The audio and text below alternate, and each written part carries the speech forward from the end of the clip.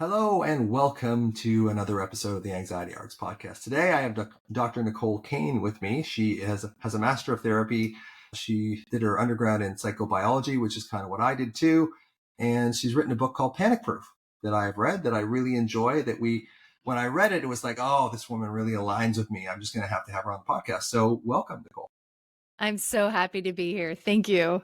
Yeah. So what's your anxiety story?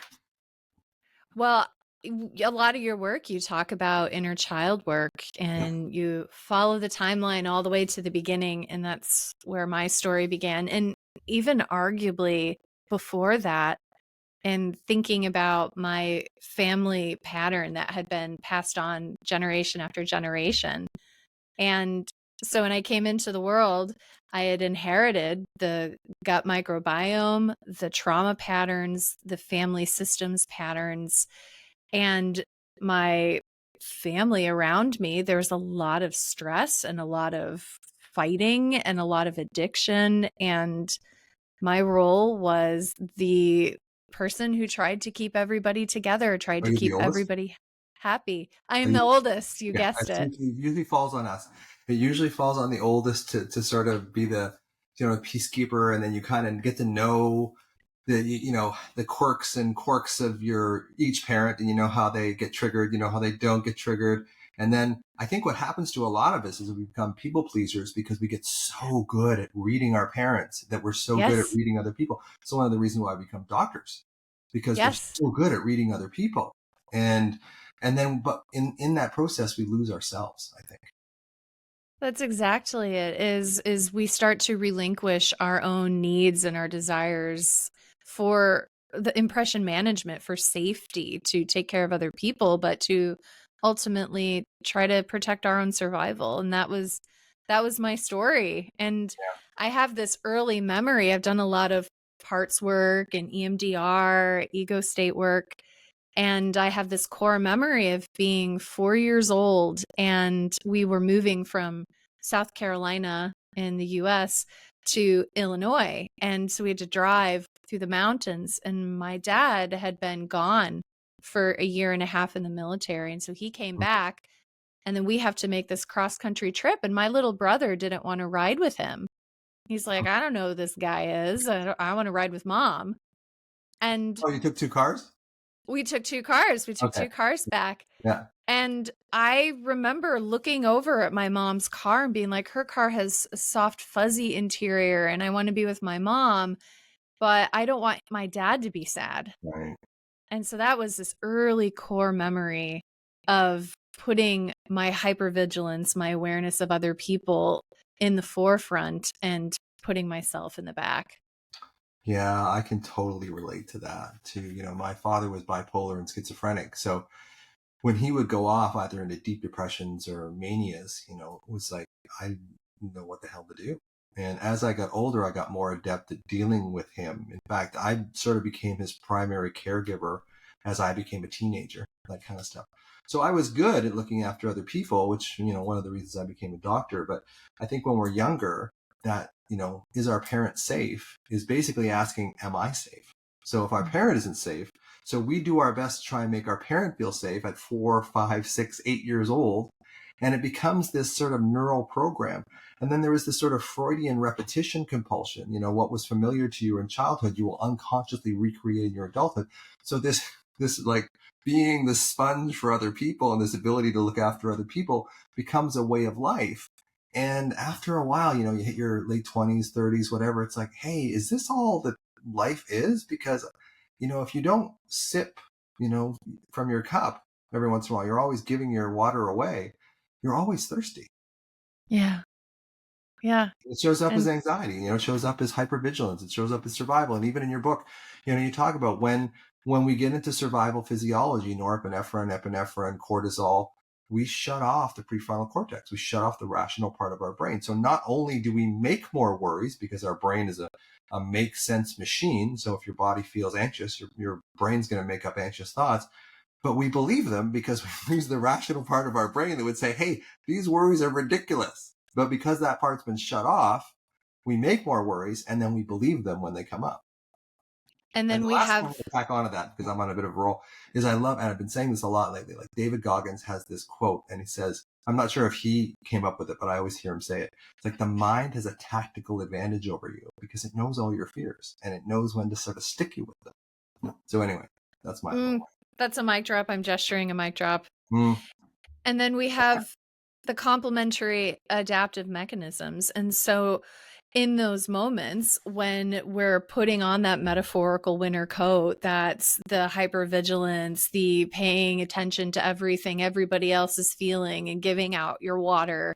And so as the nervous system is doing that, there's a domino effect of feedback loops that are maintaining that process. Mm. And so this approach that we have in medicine of our symptoms are problems and our anxiety is a problem and the way that we adapt is a problem. And then we're going to send you to specialists in their own arenas to try to stop your symptoms to solve the problem. And so if you have anxiety, you may see a psychiatrist, or if you're lucky, which I wasn't growing up in Iowa, I didn't get a counseling referral until I was in counseling school as a graduate student. Right.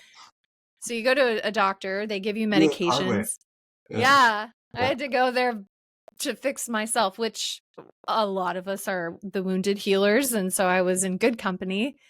And then you go to the gastroenterologist if you have gut symptoms. And then I went to the allergist because I had asthma. And so all of these people are treating their own separate systems. And meanwhile, I'm thinking, my body is broken. It's out to get me. I have no personal power. And I'm praying that one of these people in authority have the solutions to fix me and make me better. Meanwhile, I'm fawning and trying to appease my caretakers, not only my dad, but my mom and the instructors at the different schools I went to, and so on and so forth.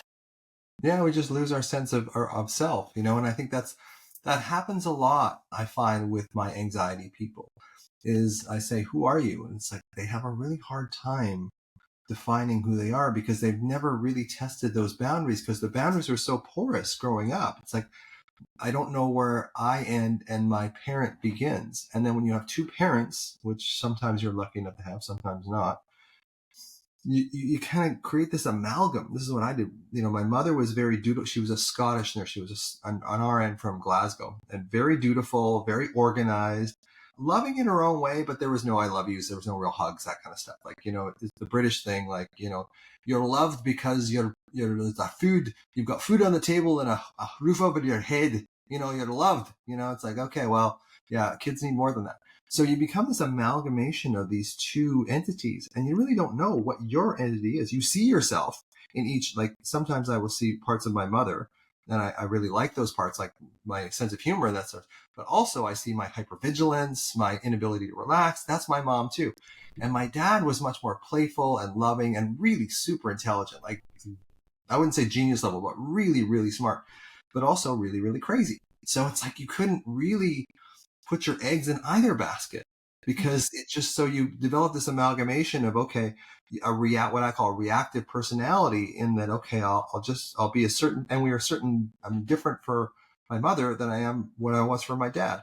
So now when I go see my mother and she's 91 now and she's at this, extended care facility. And whenever she's feeling down, I always try and make her laugh, like just do Monty Python stuff or whatever it is, or quote Faulty Towers. People may not know what that I is. love that. But Yeah. I want to make her laugh. And I notice there's this compulsion in me to make her laugh when she's feeling sad. And this is me at 12 years old. So one of the reasons I became a stand-up comedian was because of that. It's amazing. It's coming back full circle is in that your personality forms based on some inherent characteristics that you have, but also the environment that you're in. Mm-hmm. Yeah. You're bringing to mind the fracture of, we talk about fight, flight, freeze of Yep. autonomic arousal. And then Right. we have flop, fawn, and fracture. And fracture, we're seeing a lot more in dissociation, Yeah. dissociative identity, all the way on one end of the spectrum, where we have complete fracturing of self. I'm Susie today, and tomorrow I may be Jimmy. And we see that in that extreme fracturing, that one part of the self may have glucose intolerance and be right-handed. And then when they switch into a Yeah. different ego identity, they may have a different accent, may speak a different language, have total normal glucose function. And so this is a complete fracturing all the way to the other end of the spectrum of just mild dissociation, where I may switch into different parts of myself. So that 12-year-old part that you're describing, he may be fractured off from some of your other selves that are like, this isn't my responsibility, or I'm in the doctor's office and I'm working with the patient. I'm not telling jokes and doing faulty towers. And so that's a big part of anxiety too, is the hijack. Mm-hmm. And how, if we don't have that individualized core sense of self that's an integration of our experiences, we may find, why am I panicking even though I logically know I'm safe? Yeah. Or why am I raging at my partner right now even though he didn't really do anything objectively wrong? I just feel upset. Or why do I know that I need to do this task and I need to get it done, but I procrastinate and I can't get myself to do it? These fracturing. Yeah. There's a lot of parts work, it's basically the more trauma you get. And the other thing that people don't address very much is, I think that those of us with anxiety issues, we were all born sensitive to start with. And if you're born sensitive in an environment where there's caring, loving, secure attachment, you're probably going to do fine. But if you're born really sensitive in an environment where there's trauma, you're going to have some repercussions for that. And whether or not you're able to move past that will depend on how self-introspective and self-aware you can become. And this is where I think men really suffer, because we're Mhm. not trained in the society at all to become introspective, to look at what might have gone wrong, to look at something else that we can do. So we're much more likely to go into aggression or alcohol or something like that, because societally we're not shown how to actually connect with ourselves. And it's not like you have to, break into tears at movies or whatever, although that's fine. There's nothing wrong. Mhm. But it's having this introspective thing. Like, yeah, I was beaten by, I wasn't beaten by, they'll say, I was beaten by my dad was an alcoholic, all this stuff. It's like it's in there. Energy can't be created nor destroyed, only changed in form. It's in there and it's locked in your body. And the way I sort of study it is I look at parts of the brain like the insula. So the insula is the part of the brain that kind of is the way station between top down and bottom up. So it's in the very center of your brain, the insula. And it's sort of, and it's PTSD studies, anxiety studies show that there's disconnections within this insula. So there's disconnections of your mind to your body in your brain. Like there's actual disconnections there. So if you can't feel your body, and your body is the only real place of safety, you're going to live in your head. Like you and I were talking just before we went on. And living in your head has a very limited ability to calm you. It's much more effective to use your body to calm your mind than it is to try and use your mind to calm your body. And I think that's what your book actually points out as well. Yeah, it's starting with the body. We have the amygdala hijack, where we can bypass our logical brain. And you teach a lot about this, where our body can get activated and it can think we're running from the metaphorical tiger before we even have any idea what's going on. And so that's why when we try to talk ourselves out of feeling anxious, for many of us, it doesn't work. So someone's like, calm down, or don't be anxious, or you're being overly sensitive, or good vibes only, Yes. or think positive, is those strategies are not only invalidating for the person suffering, but also they're not in integrity with what research is telling us about the brain, the body, the nervous system, the soul, and the other adaptive mechanisms that take place when we're going through difficulty, which we all have. Yes. Yeah. So why did you write Panic Proof? It was the book that I desperately needed a Mm. decade ago. When I was at my very worst of anxiety, I stopped sleeping, and it I it literally, I just stopped sleeping. It started where my brain was like, okay, I got to call this patient back, or I need to have this many hours. I'm trying to build an integrative practice. At the time, I was treating schizophrenia and bipolar disorder primarily, and it was a lot of Heavy pressure. lift. That's a heavy It's lift. a heavy lift. And so I'm laying awake and I'm thinking about student loans and repayment. And Sally Mae they had my loans at the time, and my patience and budget and all these things. And my body was adapting to that stress by putting me into arousal or activation. But then that doesn't go well with sleeping. No. And so then I'm laying awake at night and I'm in activation and I'm scared because I'm not sleeping and I feel completely out of control. And so then it snowballs to Yeah. the point where I can't eat. I lose so much weight. I stop having my period. I'm having involuntary muscle spasms and jerks from the adrenaline. And so I am desperately reaching out to all of the experts in the field that I can think of. I've been the expert for Mhm. many, many years. I should know how to fix this. Patients call me from around the world. How do Right. I fix my anxiety? And I'm like, I got you, boo. You Right. can heal. And the most humbling feeling of imposter syndrome is when I'm in rock bottom and I cannot fix it. I cannot make it stop. So, Russ, I go and I take all the supplements. I spend thousands of dollars in functional medicine testing. I take herbs. I use homeopathy. I do breath work. I do meditation. I do therapy. I let an Ayurveda practitioner pour oil on Yeah. my third eye, and I just cried. I went to India actually and got treatments, but keep going. Yes, yes, you get it. And I'm sorry because it's awful. And everything was falling apart. And so then I started taking benzodiazepines Okay. Which and one? I started out on Ativan, but then I Okay. was getting Arrested. breakthrough. Yep. And then I switched to diazepam Okay. yep. So longer acting. So I was getting just horrible breakthrough symptoms. And so I'm on a very high dose of diazepam and I'm still not sleeping. So then I'm on Ambien, Zolpidem. Okay. Yep. And so now I'm on all these medications and I'm completely dysfunctional and I'm driving through the Walgreens window and the pharmacist is like, this stuff is going to kill you. And I'm Pharmacy like, said that to you? yeah, she said that to me. And so I'm like sobbing and I'm full of Yes. shame. And I'm like, oh Yeah. my God, I'm a drug seeker. Right. But I'm like, this is it for me. This is the end. I'm going to die. Nobody can help me. This is it.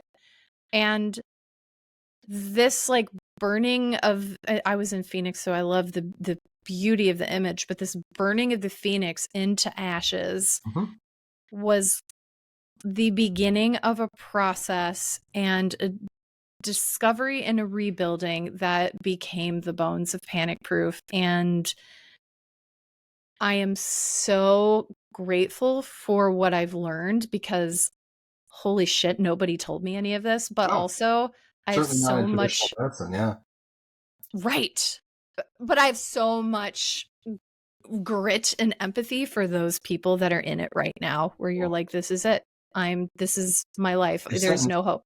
Life sentence. Yeah. It's your life sentence. And so that's why I wrote Panic Proof because I had a wait list over a year long and it's very expensive to see somebody one-on-one. I could only see so many people. And I was like, how can I get all of this information out in a way that can empower people that will be accessible to almost anybody anywhere? And I was like, Mhm. I have to write a book. And so there's Panic Proof. That's the baby of all of the things that I've learned and how I got better. So I have this thing in my book that says, anxiety to me is a separation. Like one of my gurus in developmental psychology is Gordon Neufeld.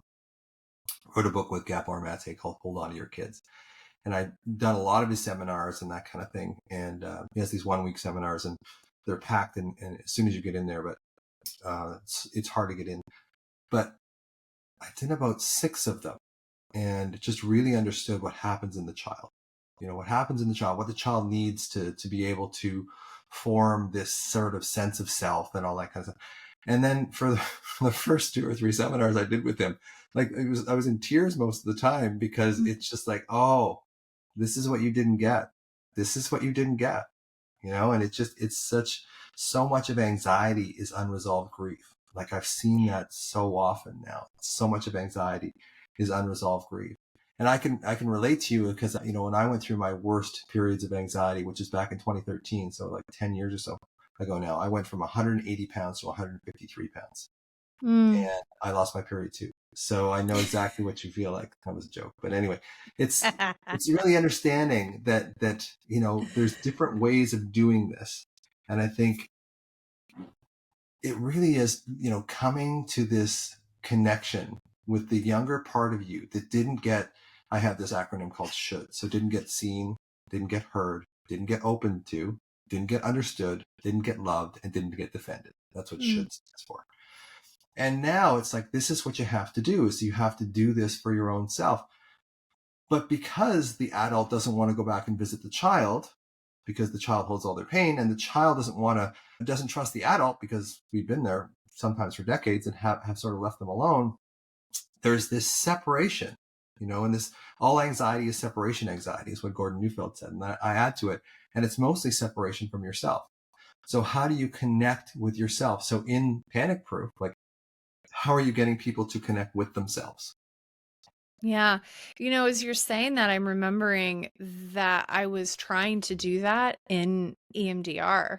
Right. And I think what I wish I would have known then that I know now is that in the processing, the mechanisms that we use to cope in our day-to-day life are going to be played out in the trauma work. And so for me, when I am trying to be safe and when I'm feeling vulnerable, and you and I talked about this actually before we hit record, is that I will overanalyze things. I will over intellectualize things. I will emotionally block and focus on what the other person is saying. And so in the EMDR, we're trying to help me connect to my inner child. But what's interesting about that, if we look at the meta experience, is that I had an adaptive part that was doing exactly what I had learned to do. And so I was like, is my therapist bored? How many times is she going to do the passes? I got to think of something for her to say. I'm failing at EMDR. And so from an outsider perspective, we can say, and Gabor Mate talks about this, is we have so many blocks. But what I learned is that we have to process the mechanisms that we use to heal in order to get to the inner stuff. And so what I mean by that is that for many of us, there may not be a straight shot to that inner child. Mm-hmm. And in internal family systems, he talks about this with, you have the gatekeepers and the firemen, you have all these parts. And I Yep. think that that's a really nice way of making it a little bit easier to wrap our minds around. But I think that knowing that there's more there and honoring the parts that are trying to protect you from getting there is part of getting there. Is that kind of making sense? Oh yeah, yeah. I mean, it's a big jump, and that's, when people say, "Well, you have to connect with your inner child," it's like, I don't know my inner child. I have no Yeah. connection with my, and it's like that's normal. It's Yeah. because it's almost like muscle. If you don't use your muscle, it basically atrophies. If you don't use that connection, but the more you do make that intention to do it, and you can do it through parts work, you can do it a number of different ways. The more it starts happening, the more it starts, and often what I'll use is like photographs are a very powerful evoker of memories, the hippocampus and the Mm. amygdala. So sometimes what I will do is I'll get someone to take do you have a picture of what was the best time in your life? Well, I first met my wife and we were on this camping trip and it was just really amazing. I loved it. Do you have any pictures from that? Yes, I do. So put one of those pictures up on your bathroom mirror. And also put a picture of your younger self when you were traumatized beside that picture, and go back and forth between the two. Like, just go back and just really allow yourself to feel the emotion that you felt on that camping trip, how wonderful you felt, how connected you felt. And then look at the child and then just sort of see. And so much of this stuff, and this is why it's so hard for healing, is because we're such cognitive creatures that Yeah. we think that we can get into the feeling realm using our cognition realm. And it doesn't work. And this is why I think psychedelics are so important, is that it locks out that sort of left brain analysis that just allows us to feel. Now, sometimes that can be freaking terrifying, as it was with me on ayahuasca.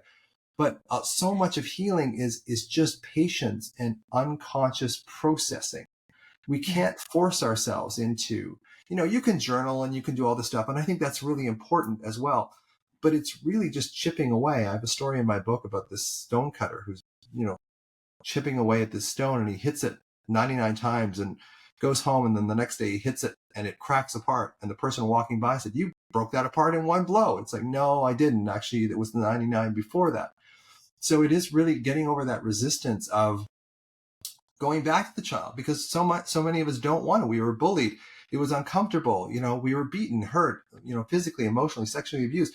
We don't want to go back there. So this is why we need a therapist. This is why we need some helpful entity to help us go through that. And this is also, just to keep branching off here, is the focus of addiction, I think, is basically addiction allows us temporarily to pull those blocks out. We all want to be connected with ourselves. You hear about heroin addicts and they say, it feels like a warm hug from my mom, right? So we won't allow ourselves this self-connection. But if we drink, or if we, fire some heroin into our veins, all of a sudden we are forced to connect to ourselves. And I think that's the power of addiction, is it actually does on some level, because it appears so bad. Oh, addiction's terrible. And for the most part it is. But sometimes it's the only way to open up that door for people to actually see, oh, I do care for myself. I do have this loving intention towards myself. I am this. MDMA does this for sure. I remember when I did MDMA, which is 10 years ago, I did it twice. And it basically, I went through it academically.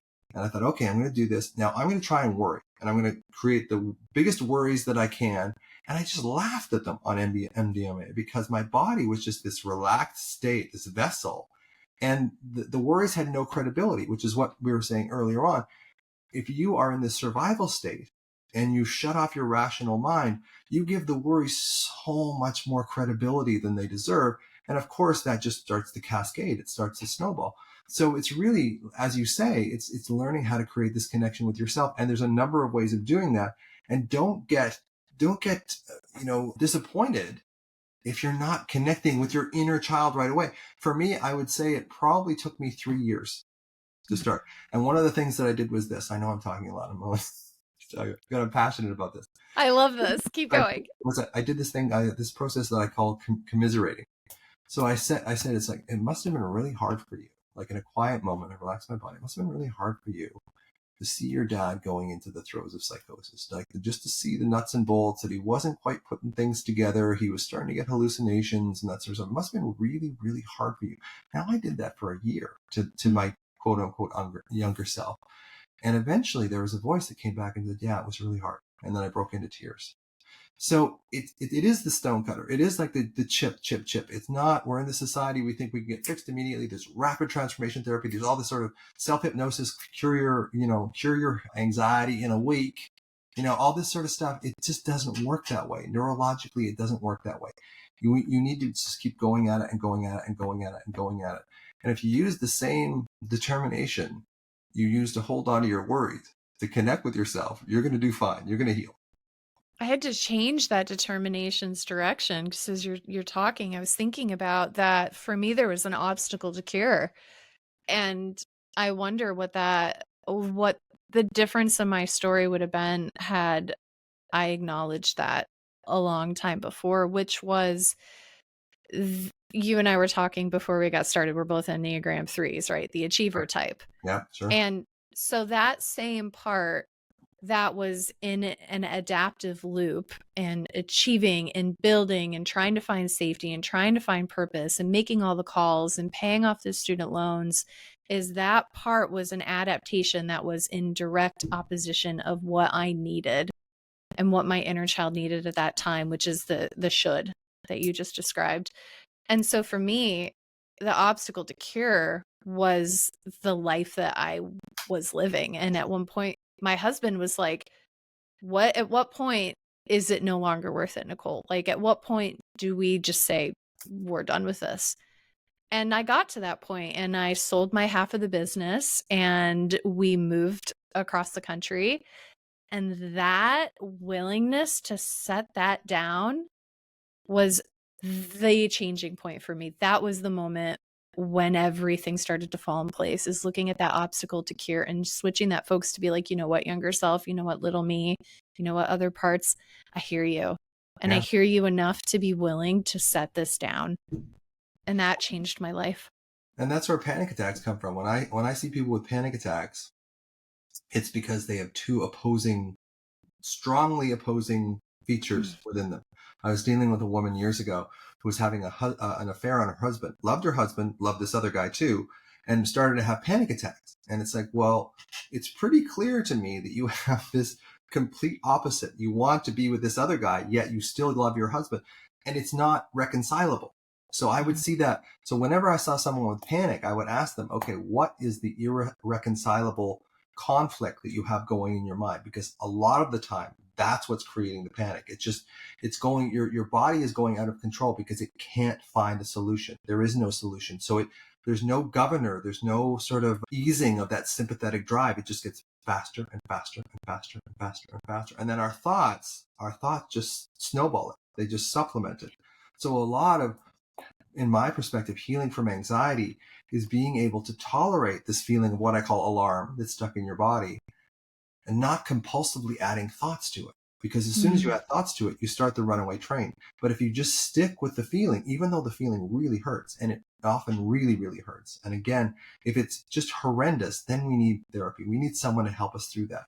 But it's really I went through it this morning, like the whole election thing, kind of waking up this morning with this sort of feeling of a deep state of alarm. Now I'm Canadian, so it doesn't bother. It's not as bothering as much, but I see, Trump as a sign of sort of hate and discontent, and I think he's echoed that, and it's just creating this sort of more hate and discontent.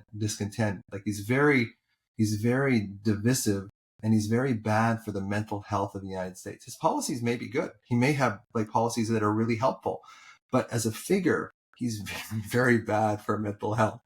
So when I woke up this morning, it's like, okay, first thing I thought of was, poor United States. And the second thing I thought of was, well, this will probably be pretty good for our books, because I knew I was going to talk to you today, Nicole. It's like, it's going to be pretty good for our books because people are just going to be more panicked and more anxious and that kind of stuff too. Kind of a self-centered way of looking at it. But it's understanding that, that there's this, and people will do fine. Like we will move through all of this. Like it's just, we always have this sort of stuff. And I think we have this tendency, if you have this sort of sensitive nervous system, to catastrophize, to say this is the worst thing in the world, and then make up all these stories. And again, because you've lost the curiosity of your rational mind, you believe all these stories that you're telling yourself that are all based in the future. I kind of went off there in a second, but one more thing I wanted to say, because you're cueing me into this thing. I haven't talked this much in a podcast for a long time. Sorry about that. But I think this. What happens is that we get into our left brain analytical side, right? And the more we get into our left brain, we talked about this before we went on, is if you're smart, you're much more likely to go into that left brain analytical side because you're smart and it's helped you. Whereas if you're not as intelligent, in a way, you'll go into more the feeling side and you can stay with your feelings. So I think a lot of times with anxiety, anxious people are typically really intelligent, and they lean on their thinking side, their left brain analytical side, and they lose the feeling side. And the feeling is where life is. We can't live in our brains. It's too vata. There's no grounding there. Anyway, I'm going to let you talk for a while because I just keep going. Well, and I love this because you're kind of pointing out what I think we could flesh out on a continuum again, is that level of activation. And instead of I'm activated, I wake up this morning, oh my gosh, this election result, like this is spreading so much hate, so much discontent. The body is getting activated. And then you're talking about like not jumping on board with those catastrophic thoughts, not leaning into that. And so what I found looking at the research, I'd actually be really eager for you to weigh in on this, is that we all experience activation really differently. And it's such a disservice, I think, to just put us in one bucket that's like, yes, you're anxious. Because this person over here may have diarrhea and they can't leave the house because they're anxiety. And this person over here, when they get anxious, they might punch holes in walls and they're being treated exactly the same. Go the other way. Or they're constipated, right? So and they're treated the same. And so one is, I really appreciate that you're looking at the nuance in how is the anxiety or the activation showing up, and then what are signs that it's amplifying, And what can I do to notice that and then course correct before it's like a Oh self-fulfill, it's yeah. like a snowball rolling down a hill. But also noticing and becoming aware of it is because the awareness part of your brain is shut off when you're in survival mode. You kind of get, this is my issue with CBT to some extent, is that CBT is great, but it involves the rational part of your brain to kick in. Now, Yep. if you shut the rational part of your brain off because you're in this survival physiology mode, your brain's full of norepinephrine, body's full of cortisol, you don't even think to go, oh, okay, what were those cognitive strategies that I was supposed to use? So that's why I say CBT often leaves you when you need it the most. Yeah. So it's really Ooh. about, I tell the story in the book too about airline, like military pilots. When they get trained, what they do is they sort cards into like black and red categories, right? And then they slowly suck the oxygen out of the room. And some of them will get a headache, some of them will get nauseated, some of them will get tingling in their hands. And they say, this is your tell. This is what's going to happen when your cockpit starts losing oxygen. This is the first sign that you are going to feel. So as soon as you feel this tingling in your hands, automatically you slap that O2 mask over your face. You don't start looking for what could cause, why I'm losing altitude, why. You put the oxygen mask on yourself immediately, because that will start fixing the problem. The problem is, so many of pilots, and this has happened many times, is that they start getting confused, and then they start trying to use their mind to figure out, my altimeter is not working, or this is going wrong. And really, the problem is they've lost oxygen. They've lost the connection with the part of their brain that would actually fix the problem. And so often, I think people try to fix things with a linguistic, literary response, and there isn't one. It's a feeling-based thing. It's something that, typically the younger version of you has been triggered somehow. There is this sense of alarm in your system, and that's what you have to deal with, because as soon as you start dealing with the superfluous stuff on the other side, which is the worries, you've lost the plot. You've lost the ability to actually affect the root cause, which is another thing you talk about at the start of your book, is that we're not really treating the root cause of a lot of these things. We're basically trying to fix the symptoms. And which I really, it's one of the things that when I first started reading your book, it's like, yeah, she gets it. This is exactly what I'm talking about. So I want to change the subject a little bit. It's like, so as a naturopath, as NDs, we kind of, hit the hardcore thyroid and all that kind of stuff. But as a naturopath, when you see somebody with anxiety, like, what do you test them for? Yeah, we look at them as a whole person. Yeah. Instead of, like we were talking about, every specialist, they're kind of focusing on Sure. their area, the gastro and the gut. So a naturopathic doctor will look at the whole person, and we follow what we call the therapeutic order. And the therapeutic order teaches us how to think like a vitalist being somebody who sees the body as wisely designed to self-heal. We work to make the body more vital, and we work to make the body more resilient. So how do we think about that, and what is the difference? Because a nuance that I think is a little bit misunderstood, that I appreciate the opportunity to mention today, is that a naturopath isn't different from an allopath in what they use, it's why they use it. Mm. And so if somebody has anxiety, we could give them Xanax, or we could give them kava kava. But the thinking is the same, right? That we have these symptoms, we want to make them go away. Symptoms bad, make them stop. Right. Suppress them with Xanax, suppress them with kava kava. But the way that I was trained in naturopathic medicine is to follow the therapeutic order. And so, number one is we want to address acute concerns. So if there's any sort of a medical or psychiatric crisis, we address that first. Great, no brainer, perfect. But then the second is we give the body what it needs. We think about the body in terms of it's self-designed to heal. If you fall and scrape your knee, the body is going to heal that without your attention. It's the same with the brain, the nervous system. And so what do we need to give the body in order to make that happen? These are your shoulds, right? Mm. So there are emotional things, there are attachment things, there are nutritional things, there are supplements maybe that may be helpful. And then we look at the third thing, which is obstacles to cure. For me, my lifestyle, my habits were getting in the way of me feeling the way that I wanted to feel, which was calm, confident, and in control. And so maybe that is thyroid. I write about Charlotte in the book, who was postpartum and she was losing a lot of weight, heat intolerance. She had insomnia. She was chugging kava kava tea like there's no tomorrow.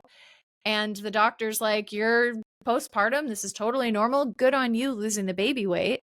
Turns out Charlotte had autoimmune thyroid and she was in a thyroid storm. And so that was an obstacle to cure. Oops. And her doctor totally dropped the ball on that. And we caught it, thankfully. So what are the obstacles to cure? And this may be biological, psychological, environmental. Do you need a relationship-ectomy? Do you need a job-ectomy? What is getting in the way? And then we go to the fourth one, which is tonifying weak and damaged systems. And so if the brain if you've gone through environmental toxicity, maybe I had a patient, she worked at Dow Chemical. And when we did environmental testing for her, she had a lot of glyphosate, she had a lot of metals, she had a lot of solvents, and she kept getting cancers. She had uterine cancer, breast cancer, ovarian cancer, and autoimmune thyroid. And so those environmental toxins have been studied to cause problems with the immune system, problems with her sex organs, obstacle to cure. So we wanted to not only deal with the detoxification of those, but we wanted to tonify the detoxification organs. So there's herbs that are good for healing the brain. We call them trophorestoratives. And so they've been studied to increase brain-derived neurotrophic factor, to decrease inflammation, to increase neuroplasticity. And so we can do that from head to toe. If someone's gut is out of balance and they've got anxiety, the studies show that we can tonify the gut with psychobiotics, fiber, digestive supports. Maybe scutellaria is a plant that I love using for the gut that can also calm anxiety.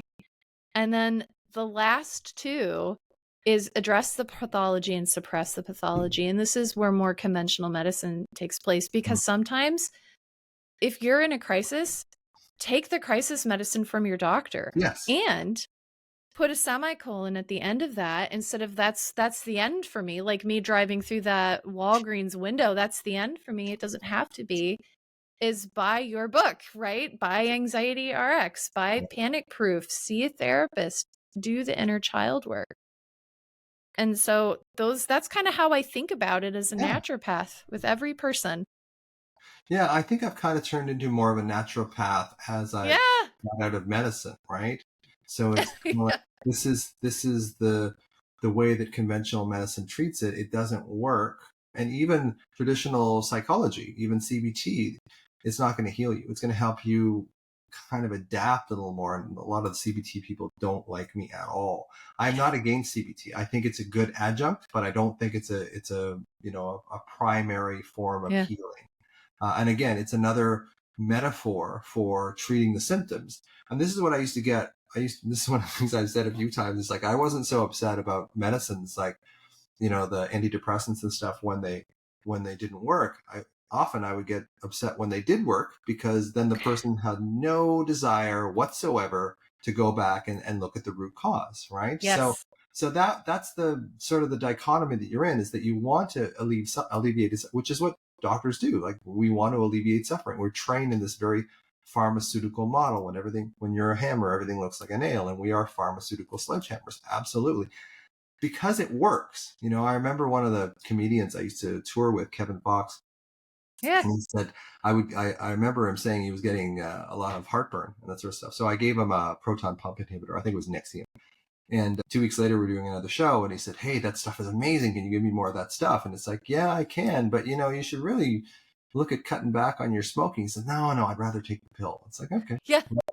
And that's true. And it is easier. And, we can't blame patients in a lot of ways for wanting symptom relief. But, it's that sort of fine line. It's like, okay, well, this is the marker of a deeper problem. It's like, yeah. I've got kids, I've got, this to do, that to do. So it's just so easy to basically abandon yourself and take a medication. And I have nothing against medications. I think medications are amazing and life-saving. Mm-hmm. But once people feel better, they don't really feel any need to go at the root cause. And then something else like whack-a-mole will show up. They'll wind up Yes. with a cancer. They'll wind up with thyroid issues. They'll wind up with all this stuff. You can only cover up, throw a blanket on something for so long before a whack-a-mole will show up again. And I think that's why, taking the sort of the more naturopathic approach to it, like the whole holistic approach to it, and just sort of saying, hey, this is helping you. Absolutely. But really, have you ever thought about going in and talking about the fact that, your dad used to beat you from the time you were 7 to 12? It's like, no, no, no. It made me strong. It made me a good salesman. It's like, yeah, people have such rationalizations for holding on to the stuff that they perceive as helping them when it's actually just dragging them to the bottom of the ocean. I worked with a woman years ago who had a diagnosis of paniculitis. Okay. And so for those who aren't experts in autoimmunity, Right. it's an autoimmune condition where the person forms tumors all over their body. And so she had a tumor behind her eye that was pushing her eye forward, and she had a lot of dryness. And so she was coming to see me. I was working at the Sonoran University Medical Center in Tempe at the time. And she came in and she wanted support for immune system relief. And she'd seen lots and lots of doctors, and she'd taken the immunosuppressants, and she'd done a lot of treatments. And she's like, if I can just get this under control, then I can go to Florida and I can do whatever she was going to do. I don't remember. This is a while ago. And so I'm running a residency program at this time. And so I would tell my students, I'm like, I want you to go through the therapeutic order. I want you to make sure there's nothing acutely going on. I want you to make sure she's giving her body what it needs. I want you to look for obstacles to cure. I want you to look at all the lifestyle, all that stuff. And so they follow the timeline down, and they ask her, when is the earliest moment that you started feeling unwell, where you started feeling not like yourself? And she was very, very young. And she starts to tell my students the story about when her mother married her then stepfather, that she was working for him and helping him out in the house, and that he had a lot of rage and a lot of anger, and he would abuse her, and he would berate her, and he would kick her, and he would punch her. And so she grew up working for him, and that when she got the diagnosis of paniculitis, he had just died and she was taking over the business.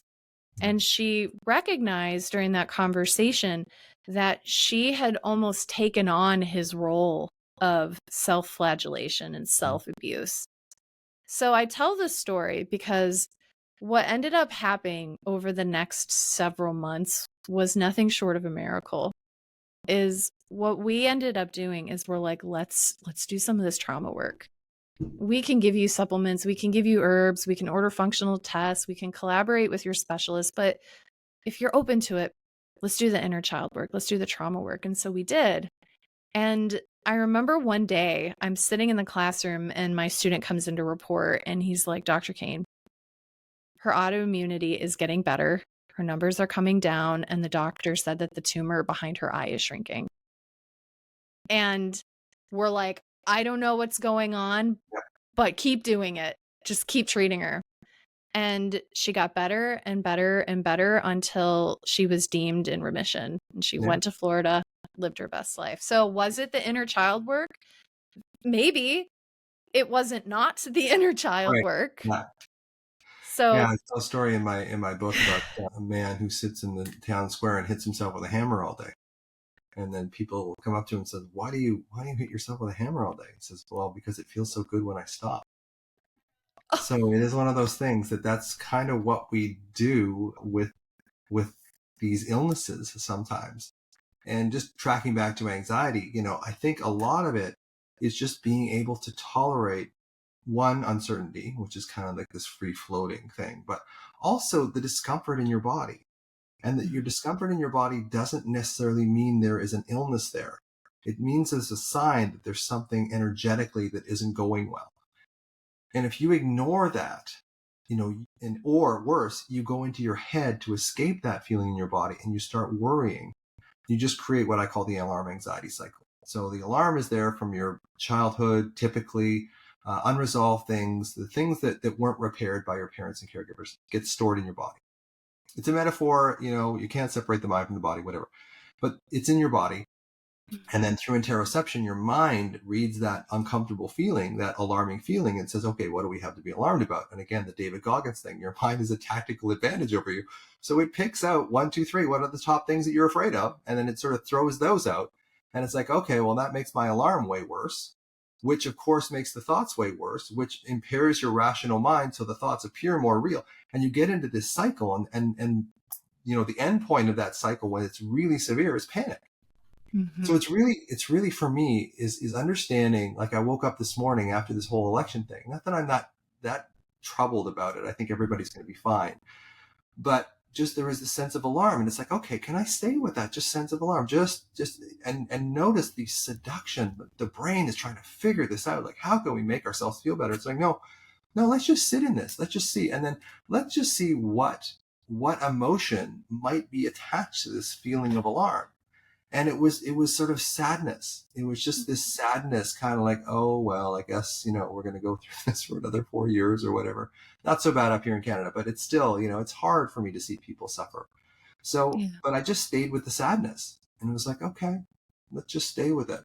And there was a sense of relief. It still hurt, but there was a sense of relief that I'm actually going at the root cause. I'm actually opening the door to the root cause, as opposed to going up into my head and bypassing it with either intellect or trying to make myself feel better. Now, there's nothing wrong with worrying in the short term, but if it's a chronic adaptation to not being willing to go down to the alarm in your body and stay with it, because that's what I said. Like, people say, what's your biggest hint about dealing with anxiety? It's like, well, learning to find the alarm in your body, because that's the root cause of it, and then learning how to tolerate that sense and even embrace it, because it is the younger version of you, and just being able to stay with it without adding thoughts to it, because then it has a chance to metabolize and process.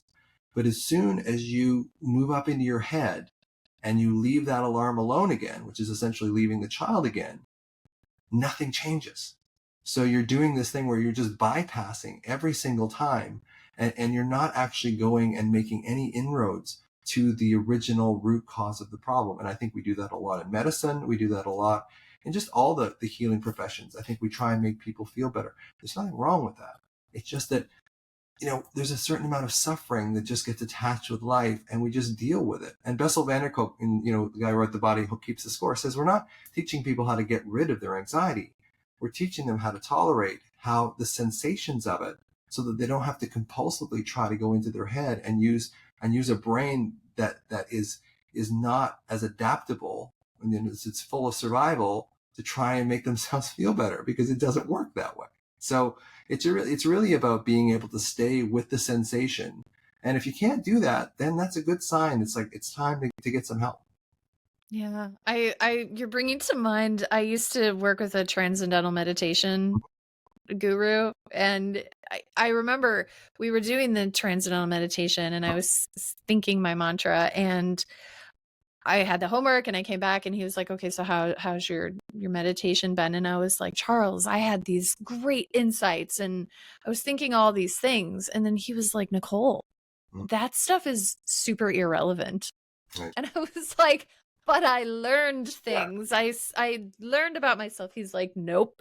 It's just the body is just releasing energy. And when that energy gets released to the brain, especially your brain, Nicole, likes to think about it and rational and bypass it. And I was annoyed about that, but I love it at the same time, because that takes away the pressure of trying to always fix or change or process things. Yeah. Just notice it, acknowledge it, hold space for it. And then when you're done holding space for it, put it in a container, so that you can then direct yourself from your own personal centered place of power to whatever tasks at hand, because we can't all do inner child work all day long. Right. And then come back to it and keep doing that work. So I really appreciate what you're describing. It's brilliant.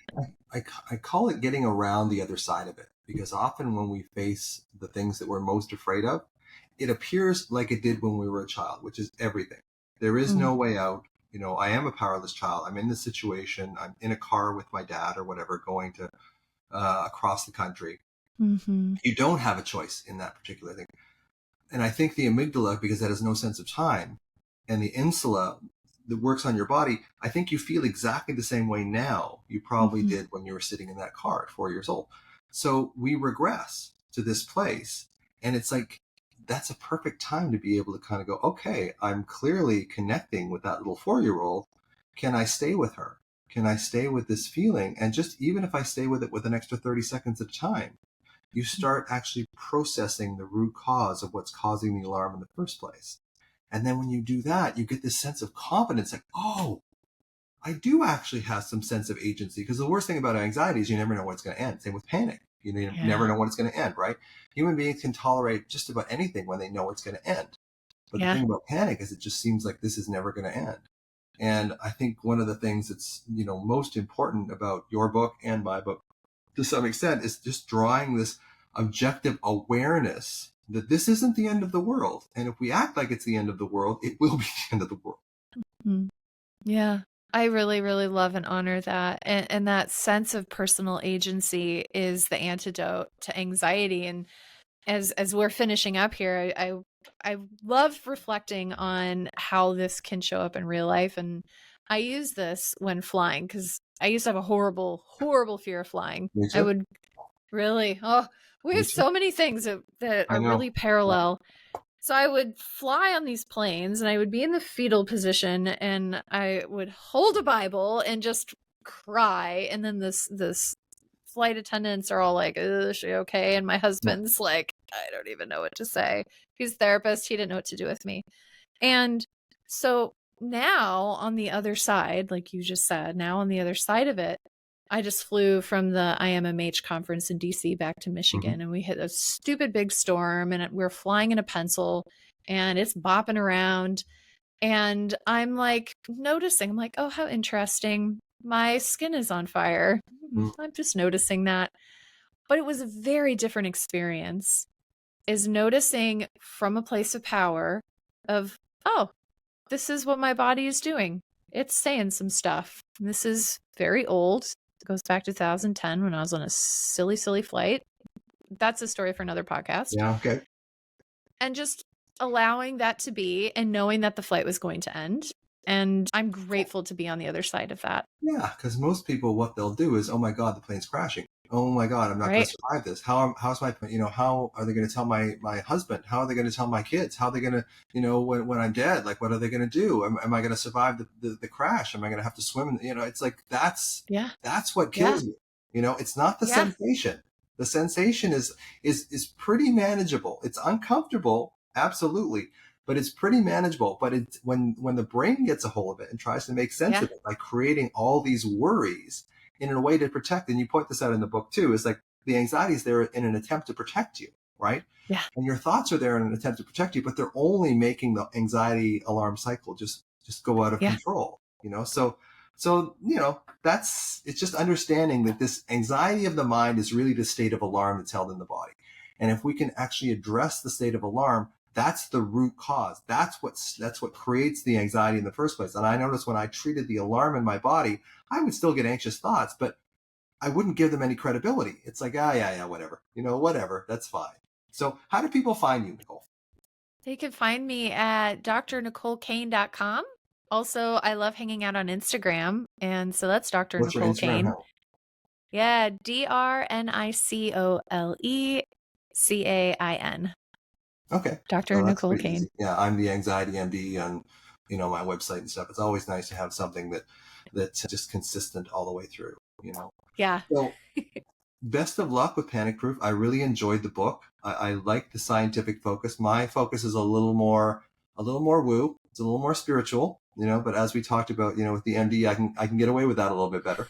And so, but I really, it's been great chatting with you. I could talk for a long, long time, and thanks for being here. Thank you. I'm so delighted and looking forward to hanging out. We're going to have to do this in person one day. Absolutely. Absolutely. Come to Victoria. I got to escape the US right now. Well, that might be not a bad idea. Thanks again, Nicole. Thanks. See ya.